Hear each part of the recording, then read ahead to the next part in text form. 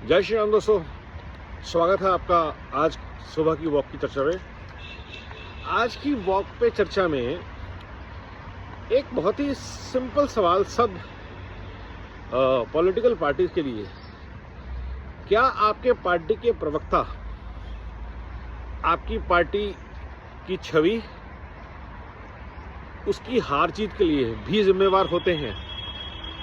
और ये सवाल बहुत इंपॉर्टेंट हो जाता है जहां पार्टी की इमेज का सवाल आता है, क्योंकि आपके जो प्रवक्ता हैं वो पार्टी की छवि बनाते और बिगाड़ते हैं।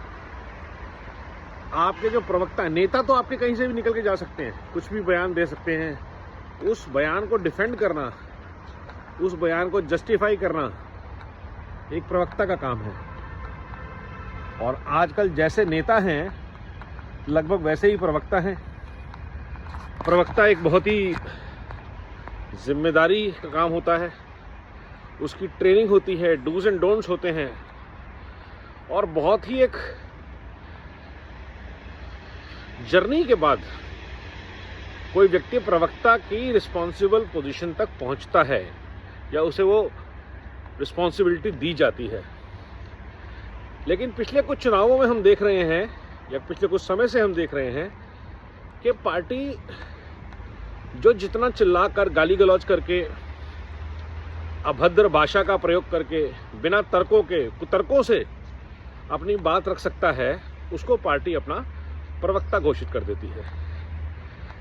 नेताजी ने एक रैली करी, उन्होंने 1 मिनट का 2 मिनट का बयान दिया जो किसी वजह से कंट्रोवर्शियल हो गया। अब प्रवक्ता उस पर मिर्च मसाला लगा के इतने भयंकर तरीके से बताते हैं कि जिन लोगों ने इन बयानों को नहीं भी सुना या इग्नोर भी कर दिया था, उनको भी बार बार याद आता है कि इस नालायक नेता ने क्या बोला। और उस पर ये प्रवक्ता इसे कैसे जस्टिफाई कर रहा है, ये बहुत इंपॉर्टेंट विषय हो जाता है। और इसमें भी शायद भाजपा का जो सिस्टम है, जहां पे प्रवक्ता ट्रेंड हैं, अच्छे वक्ता हैं, ज्ञानी हैं, विषय पर संपूर्ण रूप से जानकारी लेकर आते हैं, चाहे वो शहजाद पूनावाला हो, चाहे सुधांशु त्रिवेदी हो, और ऐसे कई प्रवक्ता भाजपा के। और एक तरफ आप देखिए प्रियंका भारती हैं, मनोज झा को रिप्लेस किया है ऐसे वक्ता ने, मनीष तिवारी को रिप्लेस किया है पवन खेड़ा जैसे बंदे ने। तो दूसरा सवाल ये उठता है, क्या प्रवक्ता नेता की क्वालिटी पर डिपेंड करता है कि जितना घटिया नेता होगा, जितना पारिवारिक रूप से अपरिपक्व, राजनीतिक रूप से असक्षम नेता होगा, उतना ही एग्रेसिव, एब्यूजिव, घटिया प्रवक्ता चाहिए ताकि वो उसको एग्रेसिवली जस्टिफाई कर सके। जो कि लॉजिक से आप उस चीज़ को डिफेंड नहीं कर सकते। जो आजकल नेता जिस तरह के बयान देते हैं कि बिहार के हर परिवार को नौकरी दे दी जाएगी, तो आपको फिर प्रवक्ता ऐसा चाहिए जो गाली गलौज करके उसको जस्टिफाई कर दे। या वोट चोरी हो रही है कोई भी काम हो देश का वो गलत है, तो कोई भी लॉजिकल बंदा जो तर्क करता है, पढ़ा लिखा है, समझदार है, शशि थरूर जैसा है या मनीष तिवारी जैसा है, एक पॉइंट के बाद उस चीज़ को जस्टिफाई नहीं कर पाता है। और शायद यही आज की भारत की राजनीति की विडंबना है कि पारिवारिक पार्टियों के प्रवक्ता जो हैं वो संजय राउत जैसे हैं। अगर बोलेंगे तो भी पार्टी नष्ट होगी, अपनी बात रखेंगे तो भी पार्टी नष्ट होगी, नेता की बात को जस्टिफाई करेंगे तो भी पार्टी नष्ट होगी। और ये हमें हर रोज बहस में दिखता है।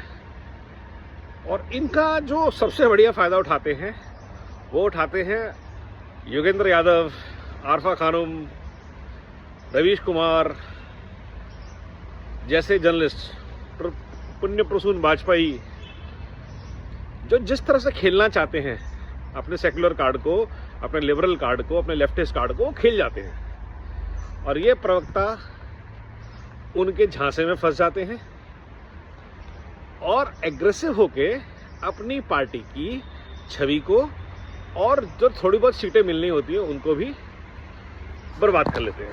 तो आई थिंक प्रवक्ताओं की ट्रेनिंग पे प्रवक्ताओं के सिलेक्शन पे एटलीस्ट पार्टीज़ को ध्यान देना चाहिए, ख़ास तौर पे पारिवारिक पार्टीज़ को, कि चलो आपने परिवार को चुनना तो आपकी मजबूरी है, परिवार का नेतृत्व स्वीकार करना कांग्रेस की, आरजेडी की, शिवसेना की, अखिलेश यादव की पार्टी की, समाजवादी पार्टी की मजबूरी हो सकती है, यहाँ पे आप कुछ कर नहीं सकते।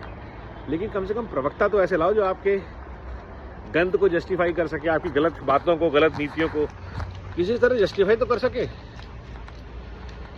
अगर आप सुप्रिया श्रीनेत जैसे लोगों को आगे बढ़ाएंगे तो जो नेताजी ने गू किया है वो उसको और फैलाएंगे, जो रायता फैलाया हुआ है उसको लस्सी बनाएंगे। तो बहुत ज़रूरी है कि राजनीति में कम से कम दिखावा तो करिए, मतलब इतनी ओछी राजनीति मत करिए कि जिसमें आप जनता को बिल्कुल ही बेवकूफ़ समझ लें कि हम कुछ भी बोलेंगे और बोल के निकल जाएंगे। तो फिर आपके साथ बिहार होगा, बार बार होगा। आम आदमी पार्टी सौरभ भारद्वाज जैसे बंदे को भेज देती है जो बोलता है जी मैं पेचकस से हैक कर दूंगा ईवीएम को। वो बयान आज तक कचोटता है उस पार्टी को। तो बहुत सोच समझ के पार्टियों को कम बोलें, हो सके तो किसी चैनल पे ना आए, वो बेटर है। आप बायकॉट कर दीजिए, एटलीस्ट मायावती जी की पार्टी से कोई फालतू की यूजलेस बात नहीं करता, फंसता नहीं है। तो ये शायद बाकी परिवारवादी पार्टियों को सीखने की बहुत सख्त ज़रूरत है कि पार्टी पे तो, परिवार पे तो अंकुश लगा नहीं सकते आप, एटलीस्ट प्रवक्ता तो अच्छे करिए। ये बहुत इंपॉर्टेंट टॉपिक था मेरे हिसाब से आज बात पे चर्चा के लिए, और इसलिए मैंने यह विषय रखा। विचार कीजिए और ऐसे ही विचारों से हम आदान प्रदान से हम देश के चर्चा को, देश के बारे में चर्चा को, देश के नरेटिव को आगे बढ़ाएंगे। नमो भारत, वंदे मातरम, जय हिंद।